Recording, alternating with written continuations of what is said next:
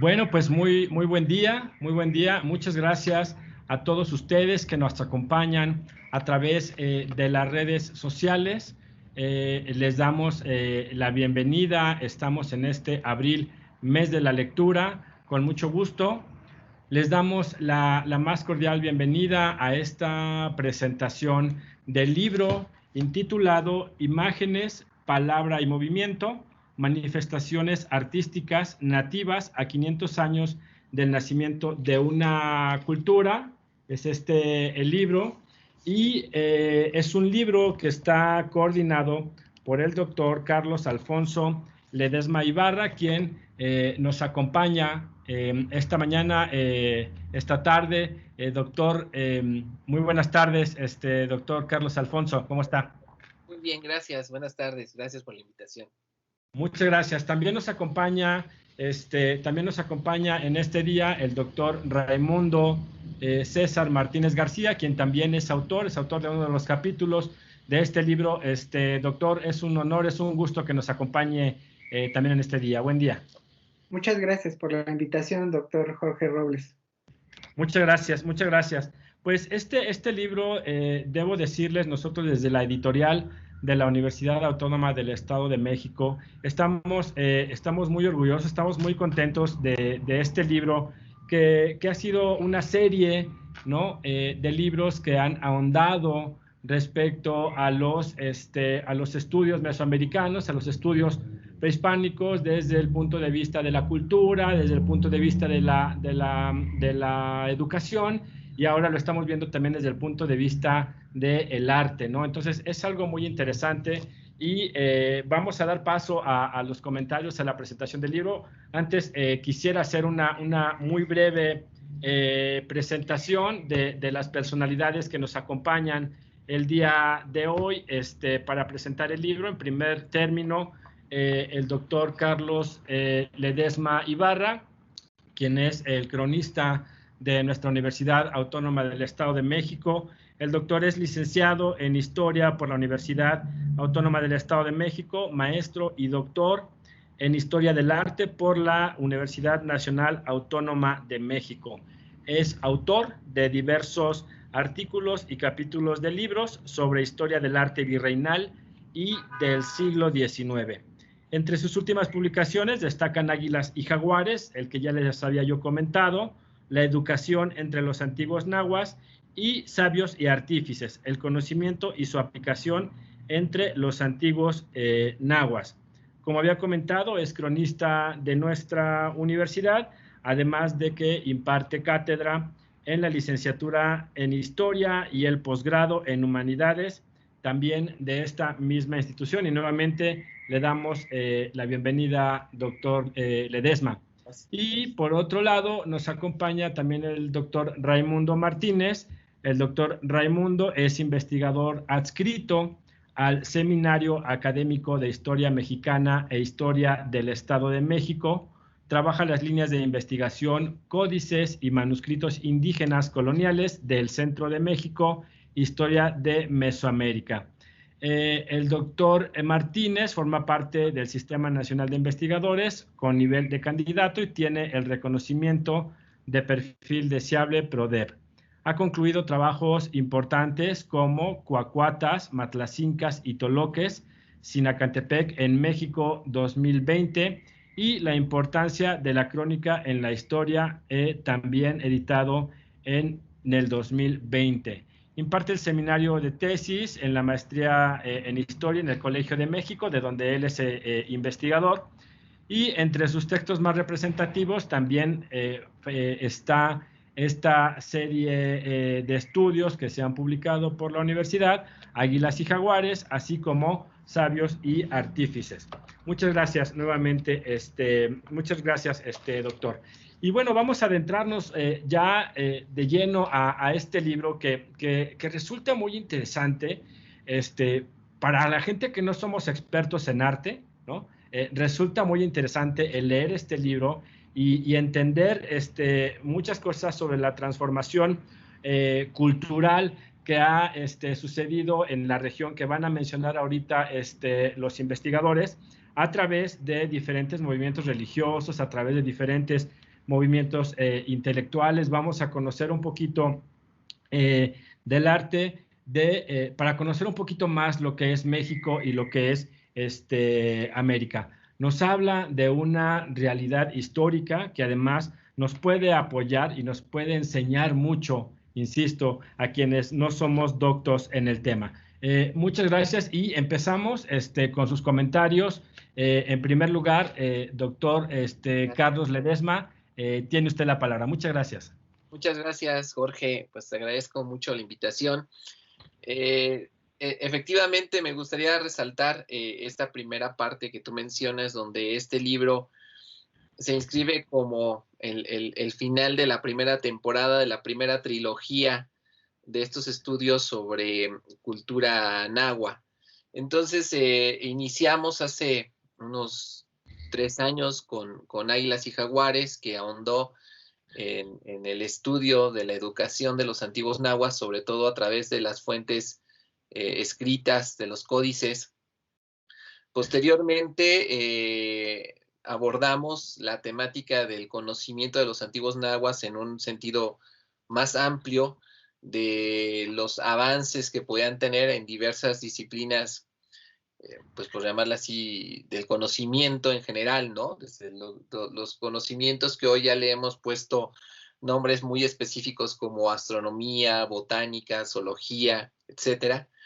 Y finalmente, en 1521 se da la conquista y en 2021 estamos conmemorando los 500 años de esa conquista. Entonces, indudablemente que la conquista de México, pues es uno de los acontecimientos más importantes de nuestra historia y yo podría asegurar que de la historia universal, ¿no? A veces se habla mucho de los acontecimientos históricos de nuestro país y sobre todo nos encargamos de remarcar aquellos con tintes políticos y dejamos de lado algunos acontecimientos históricos que han marcado con mayor profundidad nuestras vidas y nuestra cultura. La transformación de nuestro país, entonces, muchas veces no tiene que ver con lo político, aunque los políticos se empeñan en tratar de convencernos que sí.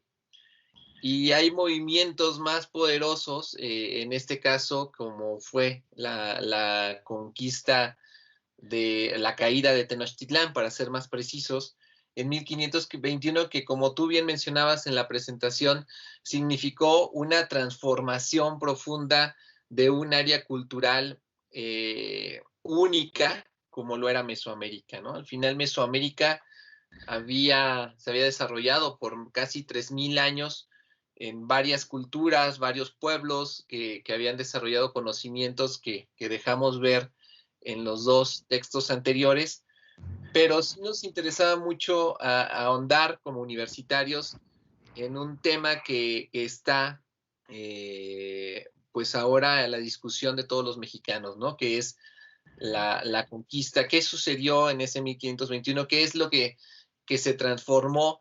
Y nosotros pensamos que lejos de enfrascarnos en estas a veces discusiones poco fructíferas sobre buenos y malos que solamente abonan a un maniqueísmo mal entendido de para qué sirve el conocimiento histórico, pensamos en resaltar el nacimiento de una nueva cultura, ¿no? A veces se piensa que la caída de Tenochtitlán significó la desaparición de la cultura indígena, o si no su desaparición, pues su obediencia, su obediencia hacia el régimen español. ¿Quiénes eran de niño incluso, ¿no? Sí, una esclavitud. Y en realidad, cada vez que los historiadores se han dado cuenta más, pues se han dado cuenta que, pues, por ejemplo, muchos de los aliados de Hernán Cortés y sus primeras tropas después se convirtieron también en conquistadores, ¿no? Hay un libro de otros colegas historiadores que hablan sobre todo de cómo estos aliados de los españoles, pues también fueron conquistadores, se pensaban como conquistadores y participaron en otras campañas de conquista. Es decir, lo que quiero decir es que es es oportuno reflexionar sobre esta fecha y sobre qué estaba sucediendo después de la caída de México Tenochtitlán. Y nosotros quisimos enfocar nuestra atención en esa transformación cultural que muchas veces puede tener pues las manifestaciones más visibles en el arte, ¿no? Como tú bien mencionabas. En ese sentido, planteamos cuáles eran los escenarios para hacer visible esta discusión en un texto. También convocamos a especialistas de nuestra universidad y especialistas a nivel nacional, como Pablo Escalante, para que participaran en él. Y nuestra intención era que también enfocáramos el texto en el Valle de Toluca, ¿no? Es decir, ¿qué sucedió en el Valle de Toluca en 1521?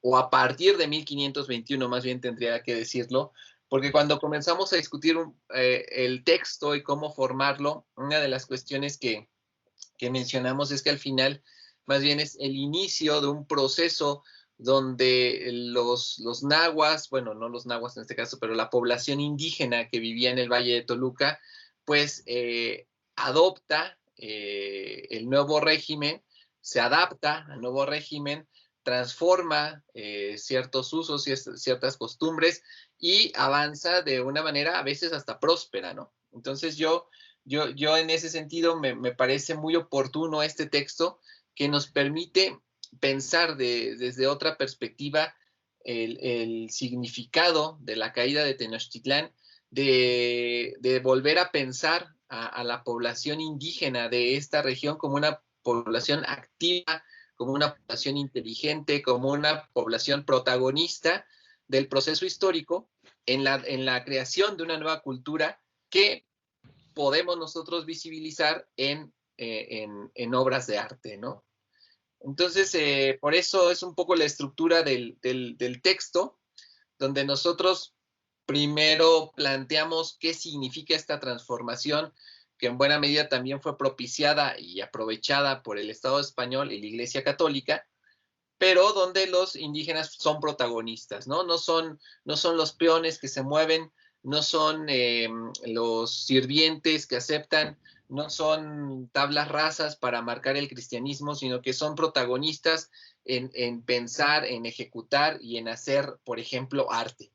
Entonces, el plantear el arte indocristiano como un eje que llevara la reflexión de este libro en este marco de los 500 años de la caída de Tenochtitlán nos pareció importante.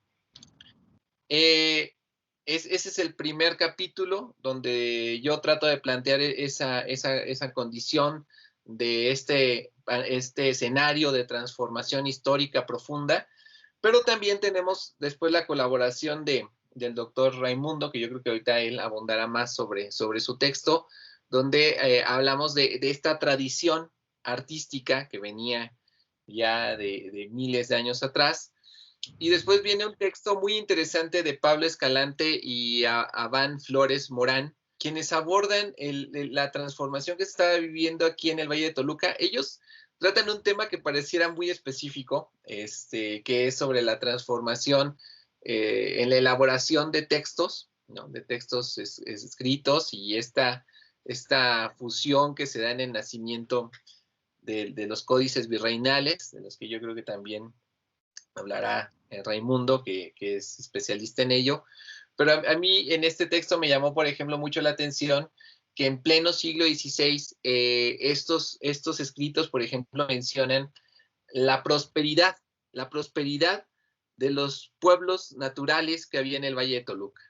Y como, por ejemplo, algunos de estos pueblos ya se dedican a la ganadería, ¿no? Les gustó la carne a los naturales y les iba bien, ¿no? Entonces ahí eso es ver desde otra perspectiva la historia de México, ¿no? Ver cómo no son pueblos que se quedaron únicamente a lamentarse y a llorar, bueno, los que sí fueron derrotados, pero los que ni siquiera tuvieron que ver con esa caída de México Tenochtitlán, pues adoptaron, promovieron en tribunales disputas por la tierra y además eran económicamente prósperos, por lo que nos muestra el texto de Pablo Escalante, ¿no? Donde vemos a estas comunidades produciendo pues los nuevos productos que ahora eran consumidos después de la conquista de México Tenochtitlán y de la llegada, por ejemplo, del ganado.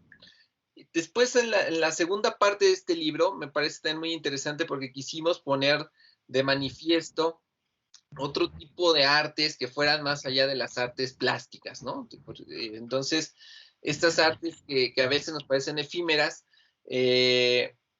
tres especialistas de nuestra universidad, como es el maestro Octavio Valdés San Pedro, la maestra Clara de la Rosa y la maestra América Bobadilla, se dedican a tres artes no plásticas, ¿no? El maestro Valdés, pues que es también músico, ¿no? Y ya ha sabido sobre esta filosofía de la música, pues es una reflexión sobre la música como un instrumento de la evangelización, que fue fundamental, lo sabemos que fue fundamental, ¿no? Era prácticamente uno de los estandartes junto con imágenes, la posibilidad de convencer con la música. Después viene el texto de Clara de la Rosa, donde habla de las danzas de conquista, y esto es muy interesante, ¿no? Porque al final los indígenas, los grupos mesoamericanos siguieron pensando que una de las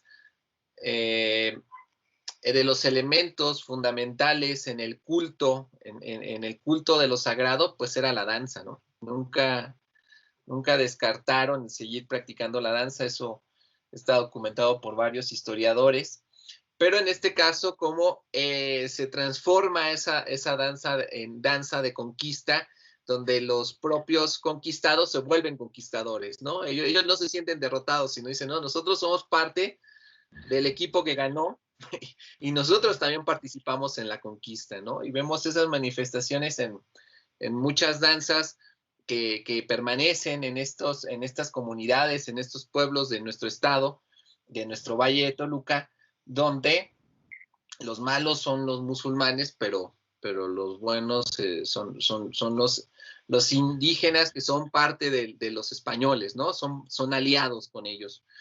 Finalmente, finalmente en este segundo capítulo, diría yo, La mística novohispana de Fernando Córdoba y Bocanegra de América Bobadilla, es un texto muy interesante que muestra la rápida incorporación de la Nueva España a la cultura del Renacimiento, ¿no? La rápida incorporación de los criollos, de los mestizos y también de los indígenas a la literatura occidental, ¿no? No tuvimos que esperar siglos, sino en el mismo siglo y en un siglo muy difícil, que es escenario de transformaciones profundas, sangrientas y dolorosas, como puede ser el tremendo descenso de población producto de las mortíferas pandemias que se vivían hace 500 años, igual que ahora, se puede crear literatura. Finalmente, el texto en su parte 3 expone algunos ejemplos de arte del siglo XVI que tenemos en el Valle de Toluca. Hay dos que son fundamentales, ¿no? Que es la pila bautismal de Sinacantepec y la pintura de la Nuestra Señora de los Ángeles en Tecajic. Pero cuando hacíamos este recuento con los historiadores que nos reunimos para hacer este libro, nos dimos cuenta que no sería justo quedarnos en el siglo XVI.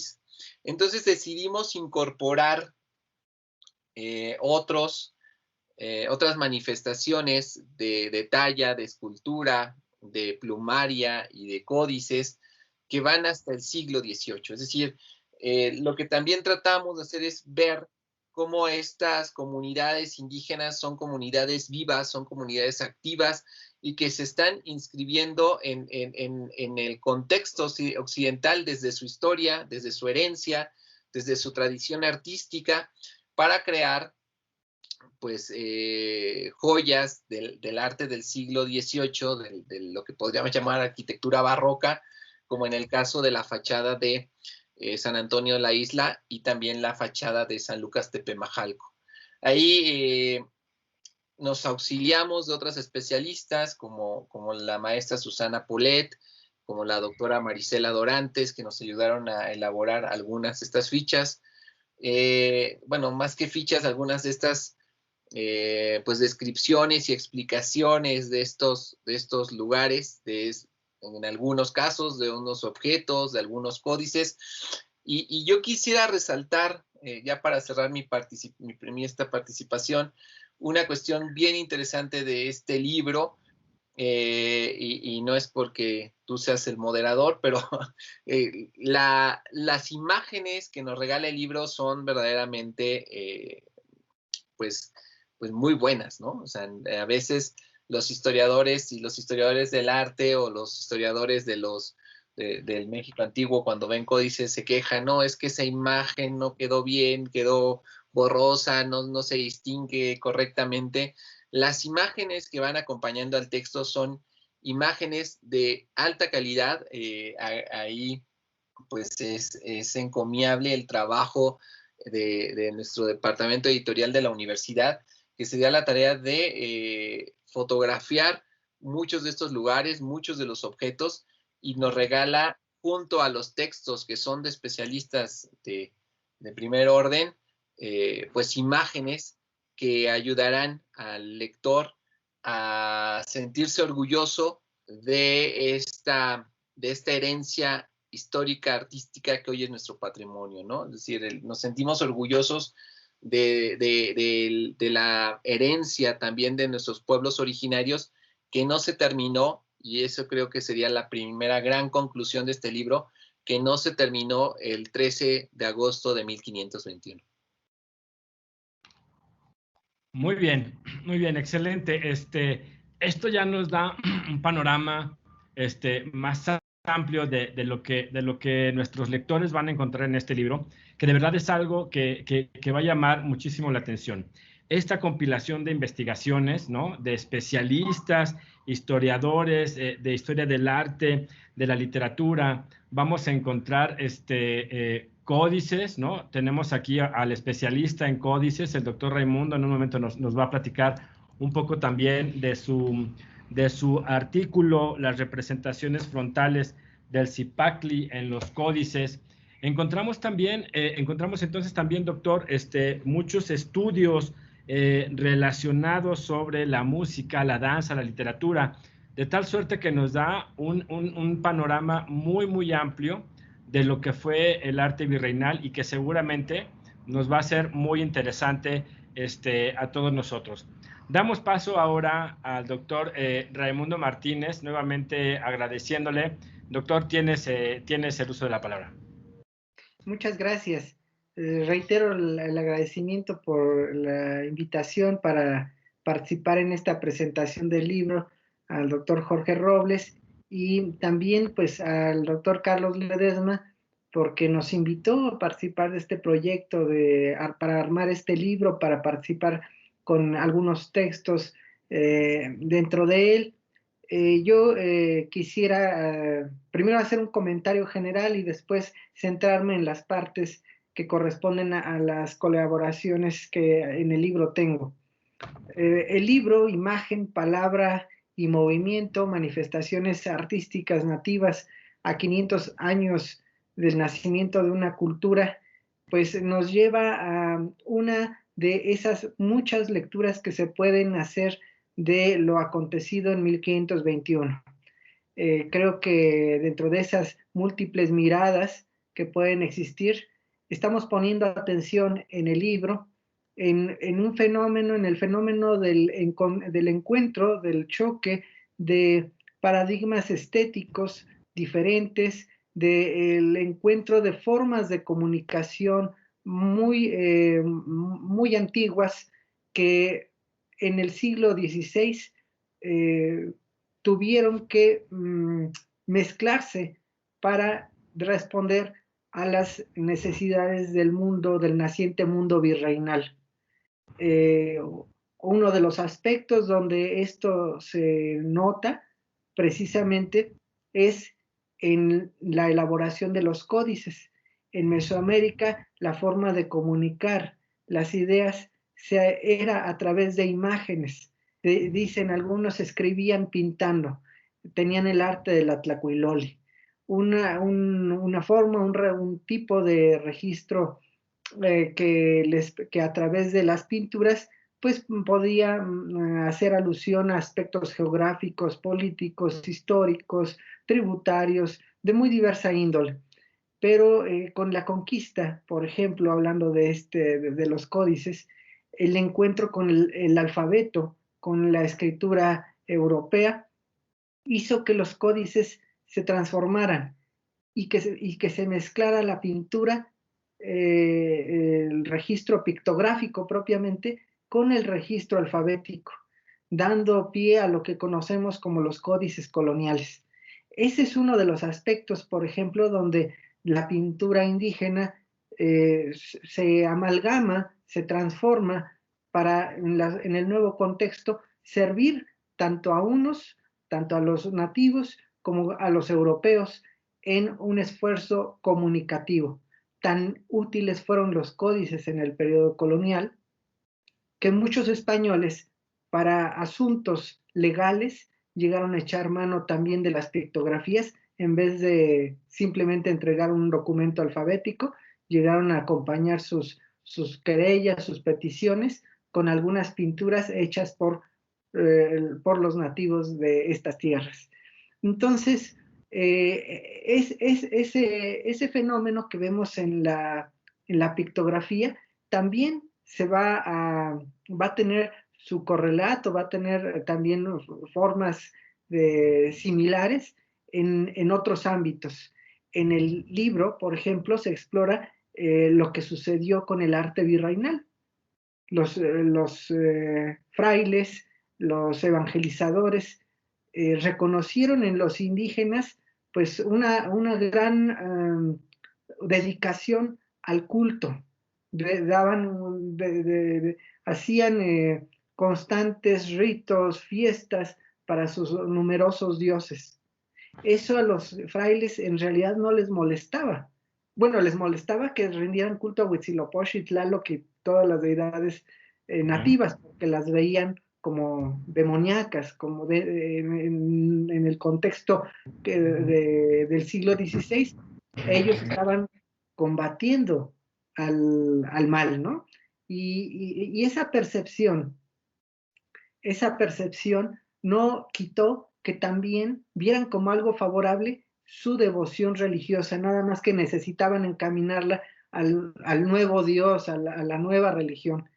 Y esto fue un esfuerzo enorme que implicó el conocimiento de las lenguas indígenas, la implementación de nuevas técnicas para el adoctrinamiento, para el impartir, para dar a conocer a la religión católica, y en este contexto, ante estas necesidades, el arte también fue un vehículo para transmitir lo que ellos veían como la buena nueva, ¿no? La palabra de Dios. Y fue a través del teatro, de la pintura, de ciertos performances que se logró en mayor o en menor medida, según el área del virreinato al que nos refiramos, pues se logró hacer un trabajo de evangelización con los indígenas. Esto lleva a un problema, porque tenemos a gente que tiene tradiciones culturales muy diversas y que están tratando de entenderse unos a otros. Y en ese intento de comunicación, pues llegaron a existir muchos, como diríamos, confusiones, malentendidos, pero es en el campo de los malentendidos, de las confusiones, lo que fue ese campo lo que permitió finalmente el establecimiento de la religión católica. Los indígenas usaban de hacer cantos, usaban de hacer danzas, y estos, en vez de dedicarlos ya a las antiguas deidades, las empezaron a dedicar a momentos importantes de la liturgia cristiana, o a lo largo del año, pues al festejo de ciertos santos, ¿no? Entonces, este fenómeno de aprovechar la tradición nativa, pero para propiciar un culto nuevo, dio oportunidad a unos de seguir con sus manifestaciones antiguas, modificando, claro, sus ideas, porque los indígenas aceptaron en alguna medida la nueva religión, pues no tenían, eran politeístas, no tenían mucho problema en agregar un dios más a su antiguo panteón, y los frailes pues pudieron cumplir con sus obligaciones, ver, bueno, para satisfacción de ellos, ver que grandes masas de indígenas participaban en estas celebraciones, aunque con la sospecha muchos de ellos que no veían el fenómeno por encima, de que debajo de esa continuidad de formas, a veces de danzas, de cantos, de imágenes, a veces parecía que en realidad algo de lo más antiguo pervivía en los cultos nuevos. Hablemos, por ejemplo, del caso del Tepeyac. Bueno, como lo estoy comentando, el esfuerzo de instaurar la nueva religión implicó también pues, la destreza para la construcción de los templos, para la elaboración del arte sacro. Y como el doctor Carlos lo menciona en su artículo, en su capítulo dentro del libro, pues era muy caro traer artistas, no podían todos tener artistas de Europa para estar trabajando en los templos de América, y se aprovechó la mano de obra nativa.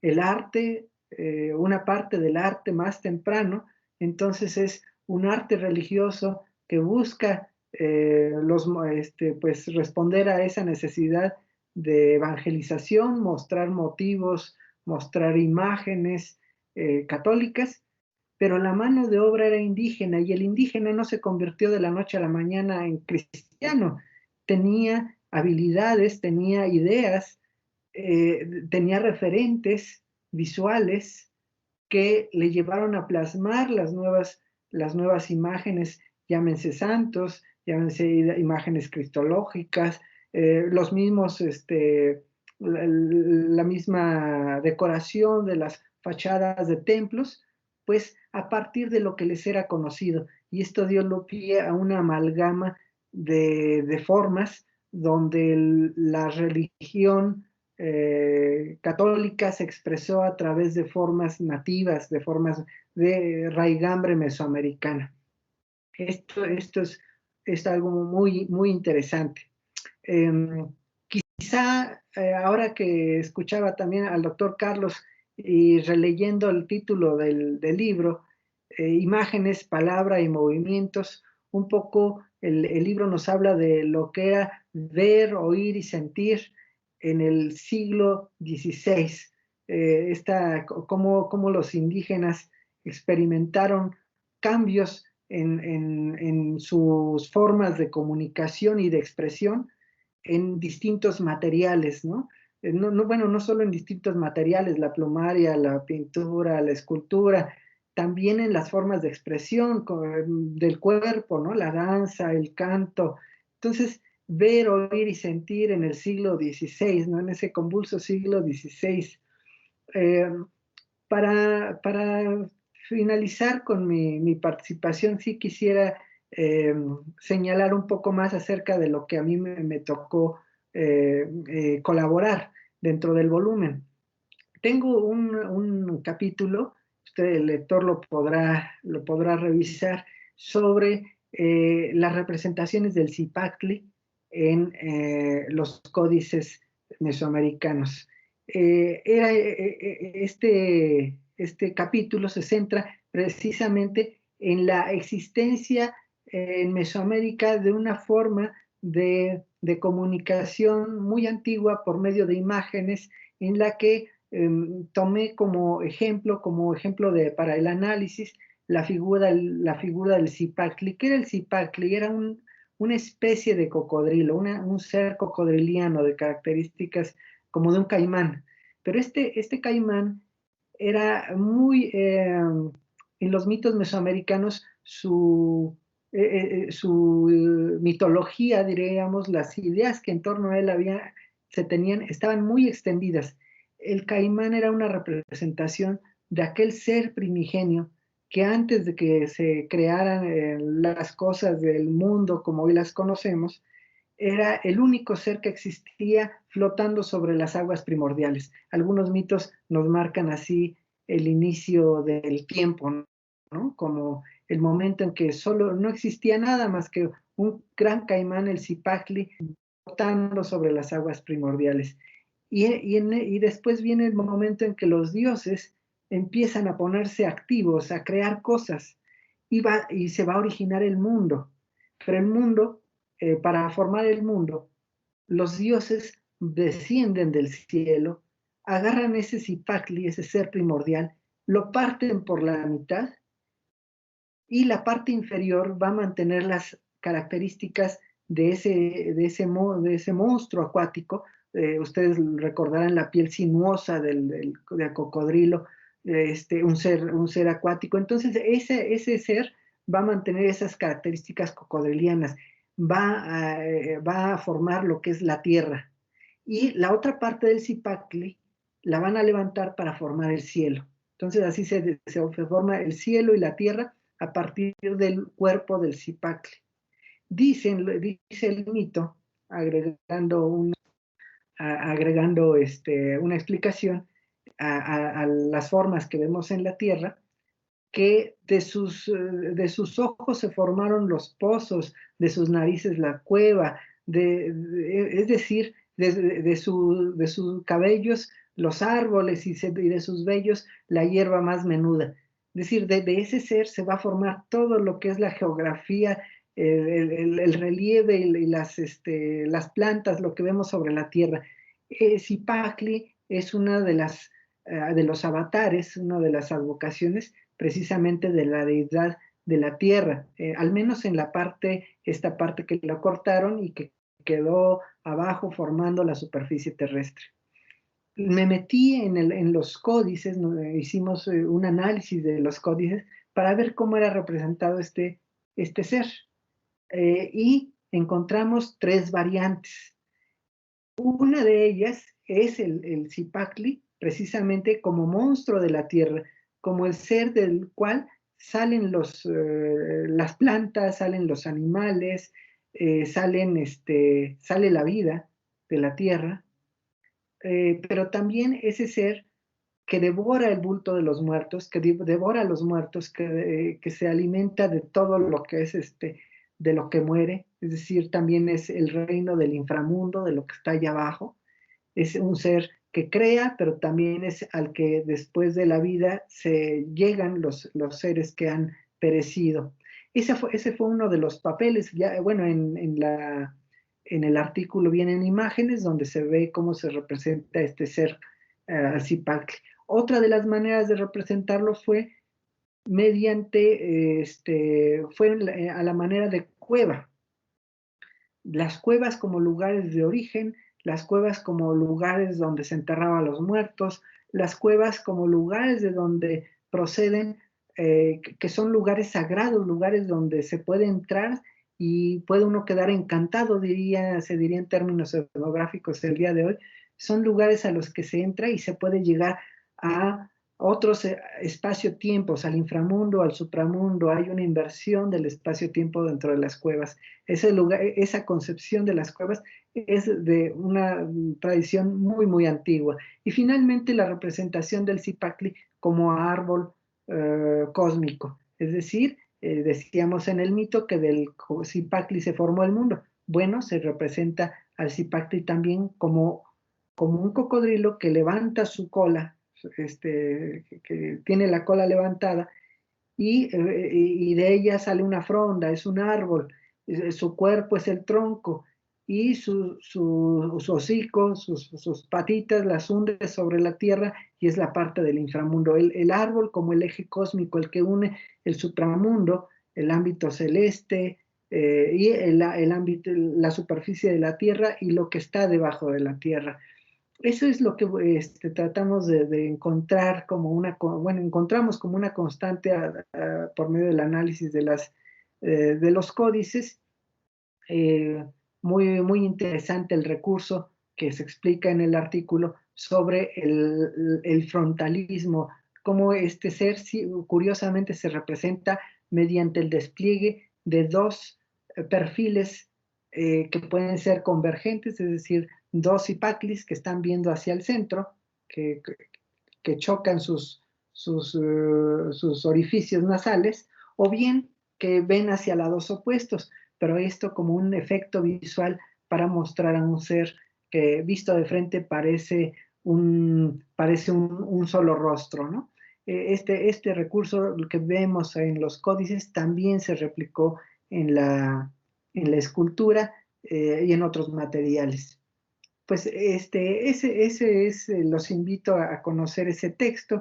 También escribí un artículo sobre los códices de Chaloyan, particularmente uno que procede del Valle de Toluca, el códice de Xonacatlán, y que nos muestran ya no la pictografía mesoamericana, sino las nuevas formas de expresión que los indígenas desarrollaron ya hacia fines del siglo XVII, principios del XVIII, empleando la pintura europea, los caracteres alfabéticos, la lengua, pero los caracteres alfabéticos, pero anotando glosas extensas en idioma náhuatl, ya en un contexto donde las preocupaciones para hacer estos códices pues eran otras, ¿no? Ya no era la religión prehispánica, ya no eran los problemas de los tlatoque del siglo XVI, los gobernantes del siglo XVI, sino en un contexto donde ellos trataban de ganar prestigio como corporaciones indias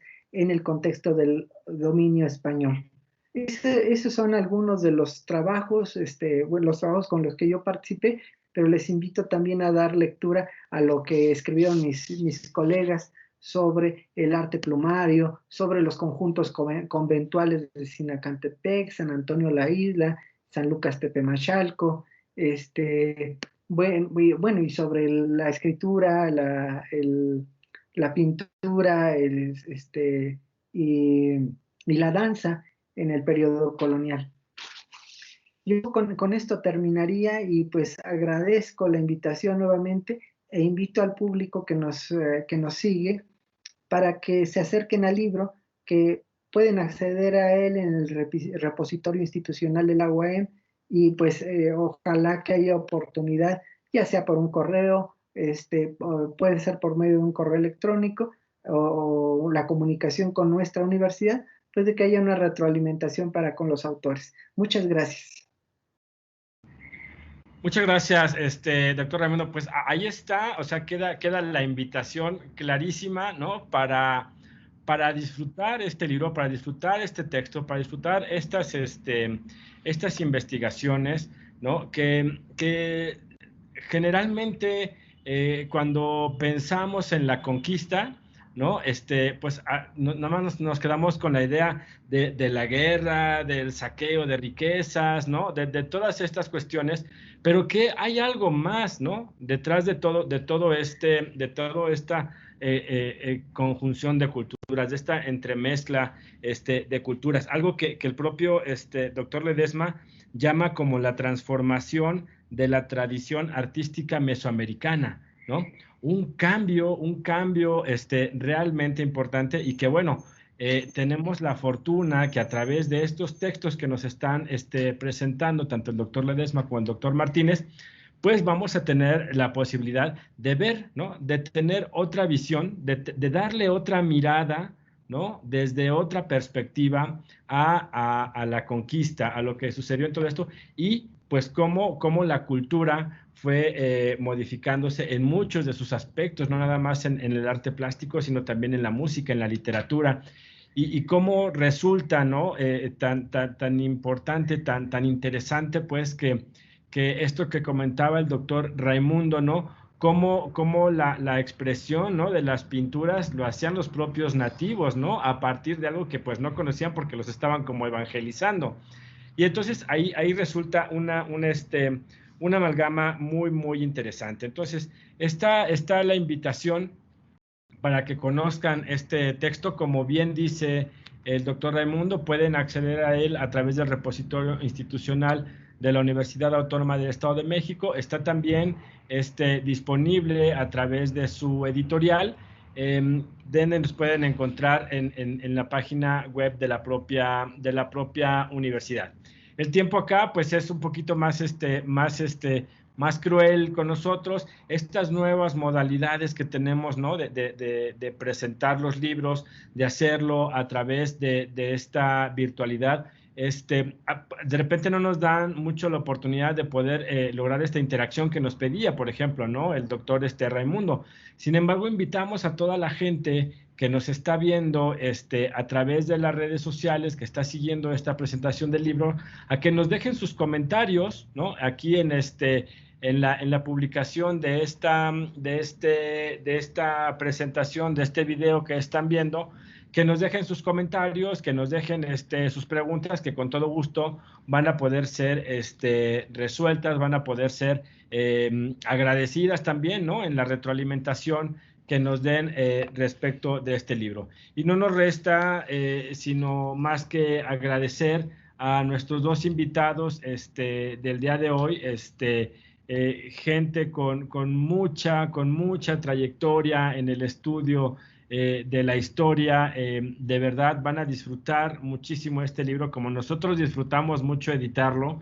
De verdad el lector también va a disfrutar muchísimo editar este libro. Ahí está la provocación para que se acerquen al libro, y no únicamente, si tienen algún comentario adicional, doctor Carlos. Solamente agradecer nuevamente la invitación, invitarlos a sumergirse en este libro y a ver desde otra perspectiva el proceso de conquista que en realidad inició, y de transformación profunda que se inició en estas tierras en 1521. Muchas gracias. Muchas gracias. Así lo haremos. Doctor Raimundo, un último comentario. Sí, agradecer la oportunidad y, bueno, en este mes de la lectura, invitarlos a acercarse a este libro que hoy les hemos ofrecido, y a las múltiples referencias que en el texto hacemos. Yo creo que una lectura nos lleva a otras, nos lleva a ampliarnos sobre los aspectos que nos llaman la atención, y a hacer estos tejidos, estas redes de lecturas sobre aquellos aspectos que nos llaman a nuestro interés. Entonces, pues sería todo. Muchas gracias. Pues muchas gracias nuevamente a ustedes. A nombre de la Universidad Autónoma del Estado de México, les extendemos el más amplio reconocimiento por su participación en esta presentación del libro. Esto es Abril, mes de la lectura. Esto es Cultura en Casa, cultura universitaria, y esperamos verlos en la próxima presentación de alguna novedad editorial de nuestra universidad. Muchas gracias y que tengan excelente día.